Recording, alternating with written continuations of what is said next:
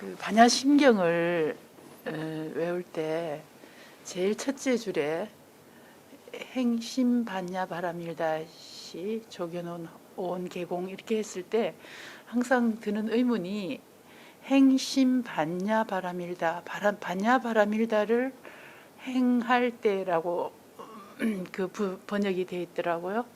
그러면 그 반야 바람일다를 행한다는 게 우리가 이제 실생활에서 어떻게 하신 건지가 좀 궁금하더라고요.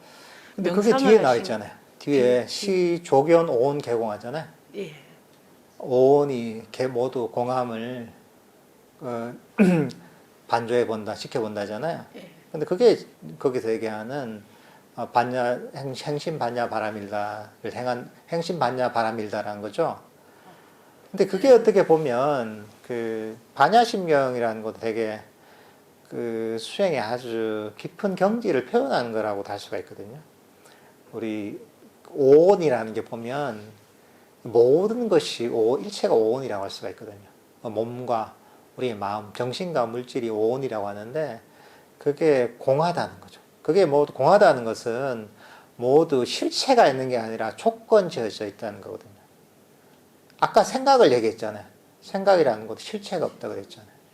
과거나 미래도 실체가 없다고 그랬잖아요. 실체가 없는 것을 알게 되면 어떻게 되냐면 거기에서 자유로워집니다.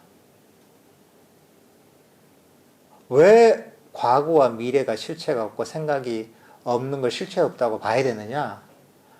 그렇지 않으면 우리는 거기에서 끌려다니기 때문입니다.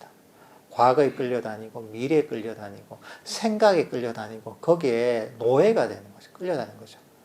생각이 일어나면 이렇게 이쪽으로 가면 이쪽으로 왔다. 저쪽으로 하면 저쪽으로 이렇게 된단 말이죠. 그 오온이라는 거 똑같은 겁니다. 어떤 정신이든 물질이든 거기에 집착하잖아요. 그 실체라고 여기면 거기에 끌려다니는 겁니다. 내 몸이 아프면 내 몸이 아픈 건데 내 몸을 자신이라고 여기면 나는 내 마음도 괴로운 거죠. 근데 그걸 내 것이라고 여기지 않으면 몸은 아파도 마음은 괴롭지 않은 거죠. 그리고 우리 어떤 우리 생각이나 이런 것들이 보면 결국은 정신적 부분이잖아요. 색수상행식에 있어서 어떻게 보면 수상행식에 해당하는 부분이라고 할 수 있는데 이런 부분들도 이것을 내 것이라고 여기고 실체가 있다고 여기면 여기 집착하게 되거든요. 집착하게 되면 이게 계속 변하잖아요. 변하잖아요. 정신과 물질은 계속 변한단 말이죠. 끊임없이 변하는데 그게 출렁출렁거리는데 나는 그걸 붙잡고 있으면 나도 같이 출렁출렁거리는 거죠. 근데 이게 조건 지어져 있음을, 실체가 없음을 보게 되면 나는 거기에서 관여하지 않는 거죠. 관여를 완전히 끊어버려요. 그럼 어떻게 됩니까?